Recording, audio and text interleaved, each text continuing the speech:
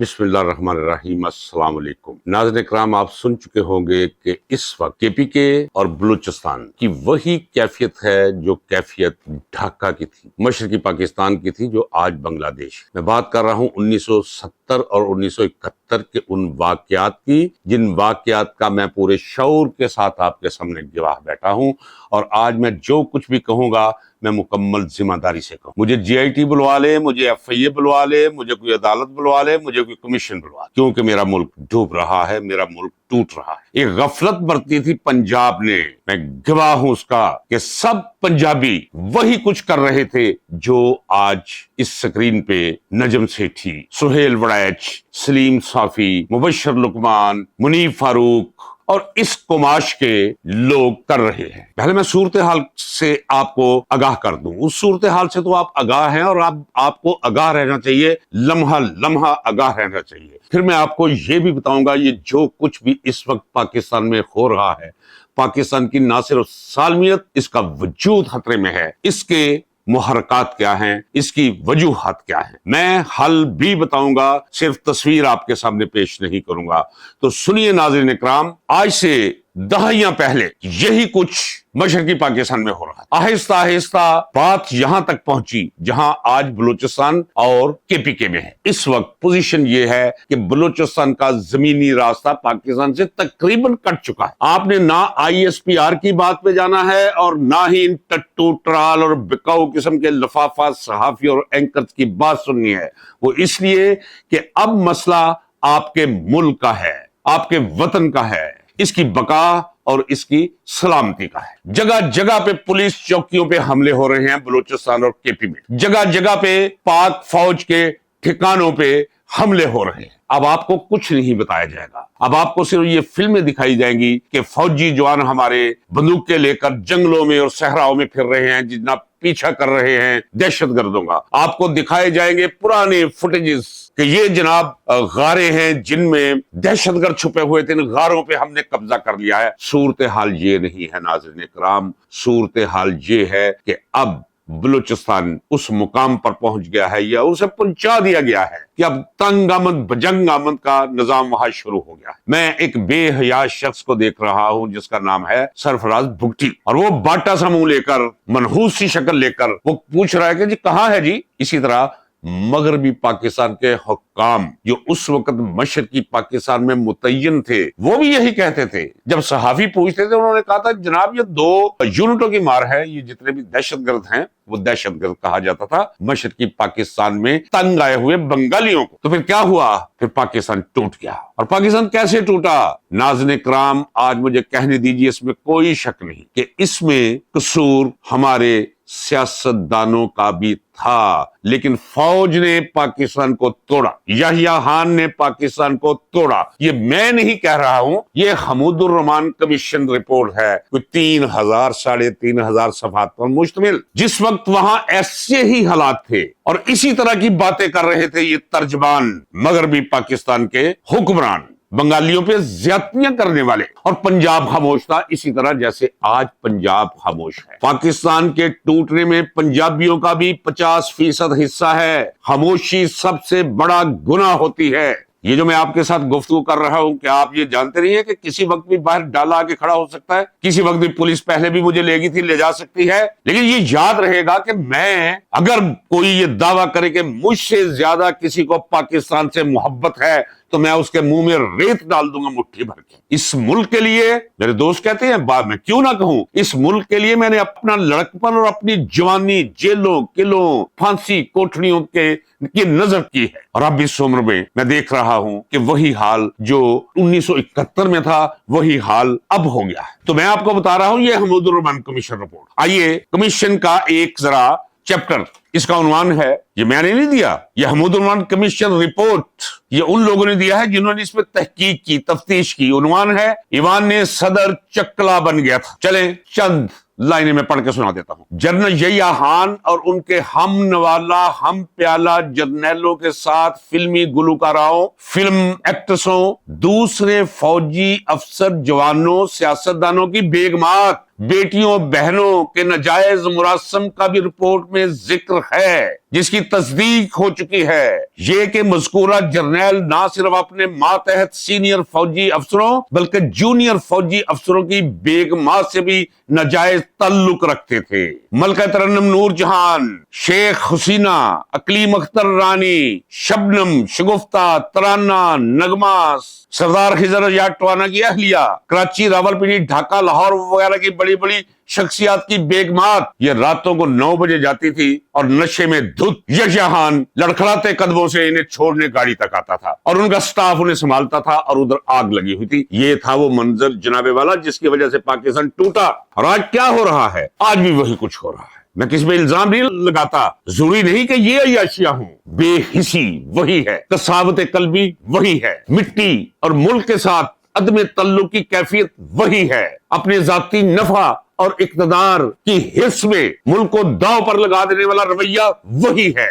और पाकिस्तान टूट रहा है, पाकिस्तान डूब रहा है। केपीके के अंदर इस वक्त हमले शुरू हो गए। पिशावर के अंदर हमला, बन्नू के अंदर हमला, किर्क के अंदर हमला, स्वाबी के अंदर हमला, लक्की मरवत के अंदर हमला। ये क्या हो रहा है? और पूरे बलोचिस्तान के इलाके के अंदर कोई घंटा ऐसा नहीं जा रहा जब कहीं ना कहीं हमले नहीं हो रहे। गैर बलोचों पर हमले, पुलिस पर हमले, पुलिस चौकियों पर हमले, फौजी ठिकानों पर हमले। ये क्या है? और दावे क्या है? हारजियों के साथ। कौन से हारजी भाई? सियासी मसला है। अब क्या है? अब इन्होंने कहा है ये शबाशी खुदा बचाए। और जो लोग जैसे लाए हुए हैं ये 16 जमातें, 16 सीटें जीती हुई ये पार्टी और उस पार्टी के नालायक, नाअहल, लुटेरे, चोर, उचक्के, बाजारी, इन लोगों को लाकर हमारे और पाकिस्तान के सर पर मुसल्लत किया गया। अब ये कह रहे हैं जी जनाब एपीसी बुलाओ। किस लिए एपीसी बुलाओ भाई? अब हो कौन? ये पार्लियामेंट का जो है मुश्तरका कमेटी जो है वो बैठ के तहकीक करे। कौन सी पार्लियामेंट? ये पार्लियामेंट है। सब चोर, उचक्के, नाजायज लोग घुस गए हुए हैं पार्लियामेंट के अंदर। और जब फसलें तबाह करने के लिए सुअर अंदर घुस आते हैं तो ताकि सुबह सुबह किसी की जुबान पलीद ना हो, वो कहते हैं कि बाहर ले आ गए थे। ये सारे बाहर ले, इनका कोई हक नहीं अंदर वाले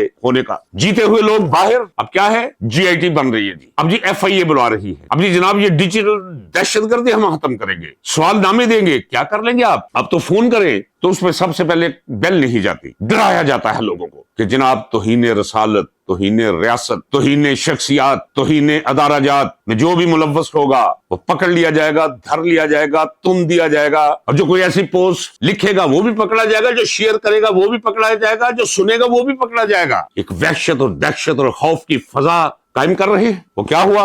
परसों एक तालीमी अदारे के अंदर लड़कियों और लड़कों ने नाचने शुरू कर दिए, इन्होंने पाबंदियां लगा दी। ये तो खुशी का कोई मौका छोड़ना ही नहीं चाहते इस मुल्क के अंदर। अब बर्बादी, हर तरफ बर्बाद। इस हमूदुर रहमान कमीशन रिपोर्ट को जरूर पढ़िए, बहुत ज़हीम है। लेकिन आपको एक एक वक्त और उस वक्त जो टेलीफोन ऑपरेटर्स थे उनके भी इंटरव्यूज किए गए हैं, जो गेट कीपर्स थे उनके भी इंटरव्यूज किए गए हैं। ये तरक्कियां लेने के लिए 18वें से 19वें ग्रेड में जाने के लिए, 20वें से 21वें ग्रेड में जाने के लिए माएं क्या वो तो बुजुर्ग होंगी, बहनें बेटियां पेश करते रहे हैं यह्या खान और उसके साथी जर्नैलों को। ये लिखा हुआ ये मैं नहीं कह रहा। और आज ये जितने एंकर आपको दिखाई दे रहे हैं, आप तो सिर्फ लफाफा कहते हैं इन्हें, मैं लिख कर दे देता हूं। अपनी जिंदगी संवारने के लिए अगर इन्हें अपनी बहनें और बेटियां भी इन लोगों के हवाले करनी पड़े 2-4 रातों के लिए तो ये कर दे। इस हद तक ये गिरे हुए लोग, इनकी कहानियों पे तो अगर मैं गुफ्तगू शुरू करूं, मैं जाती तौर पे जानता हूं। उन खवातीन की रात को मैं नहीं कहता, खवातीन काबिल एहतराम है मुझे, अपनी माँ और बेटी की तरह अगर काबिल एहतराम हो तो,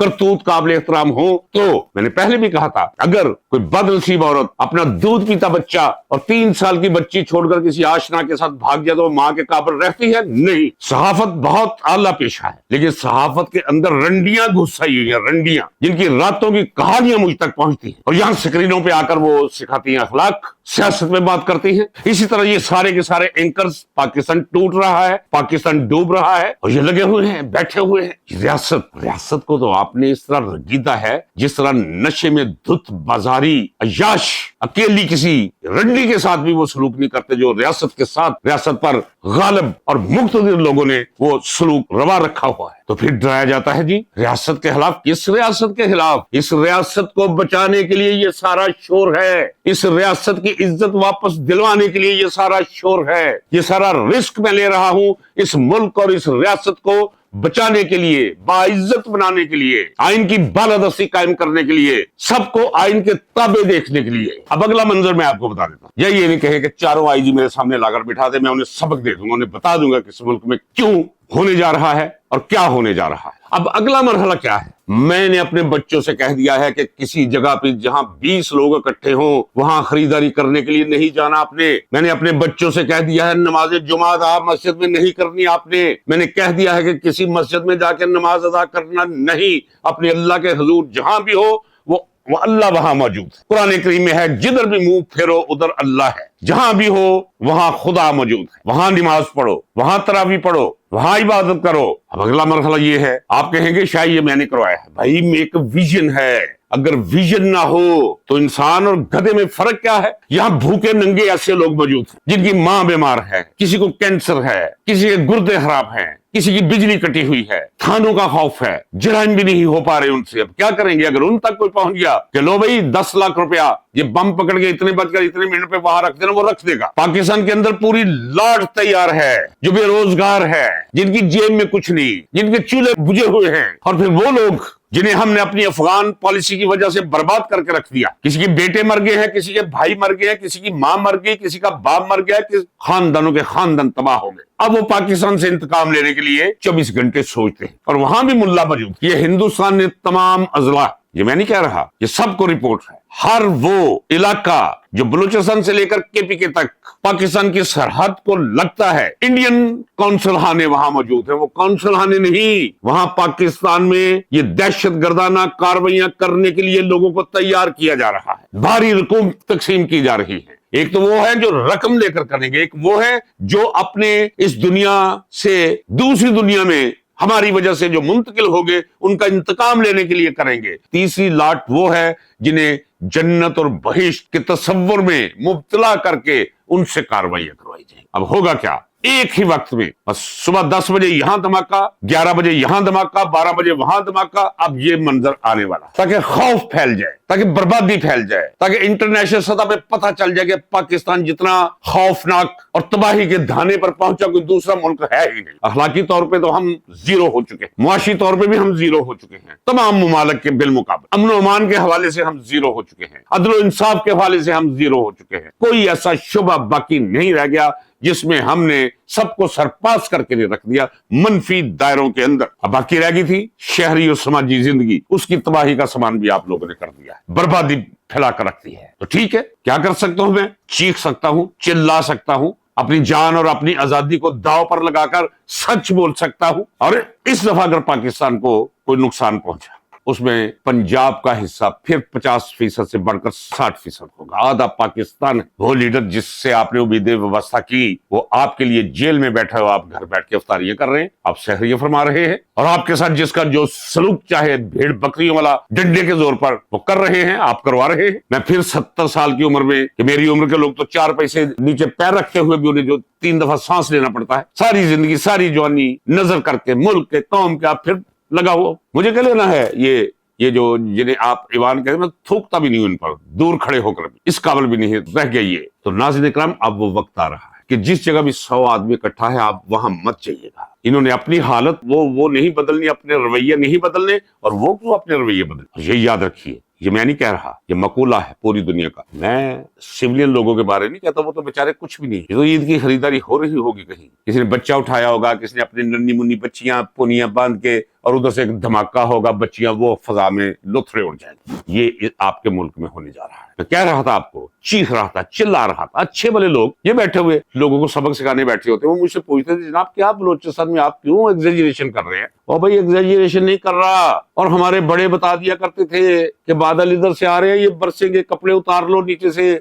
और जब बादल गरजते थे वो कहते थे खैर ये गरज के चले जाएंगे, ये इधर से चढ़े। ये है तजुर्बा, मुशाहदा। मैं उसकी बिना पर कह रहा था कि बलूचिस्तान सुलग रहा है, बलूचिस्तान आग में जल रहा है, बलूचिस्तान टूट रहा है, बलूचिस्तान बिखर रहा है, बलूचिस्तान पाकिस्तान और इस्लामाबाद के साथ एक मिनट भी नहीं रहना चाहता। मैं कह रहा था कि केपीके में ये पोजीशनिंग के लोगों ने अपना झंडा बना लिया है। 2 ग्रुप है, एक कहते हैं हम अफगानिस्तान के साथ जाएंगे, दूसरा कहता है आजाद पख्तूनस्तान बनाएंगे। ये कोई भी नहीं कहता कि हम पाकिस्तान के साथ जाएंगे। और आप चंद लोगों से वहां हिंदुस्तान के साथ ताल्लुकात खराब रखने के लिए, किसी में आपकी बका ہے، اسی میں آپ کی حیریت ہے، اسی میں آپ کی موجیں ہیں. آپ چورن بیچتے چلے آ رہے ہیں. کشمیر بنے گا پاکستان؟ کیوں بنے گا بھائی؟ میں کشمیری ہوں، اللہ کرے کبھی پاکستان نہ بنے. وہ جہاں ہیں وہ ٹھیک ہے، غیروں کے ہاتھوں مر رہے ہیں، کٹ رہے ہیں. خیر ہے، غیر ہے، مارنے والے مرتے رہے. جو اپنوں نے کیا ہے 26 نومبر، بیدار رہیے ناظرین اکرام، کچھ کر لیجئے، نہیں تو تاریخ آپ کے ماتھے پہ، پنجابیوں کے ماتھے پہ سیاہی مل کے رکھ دے. اجازت دیجئے، اللہ حافظ.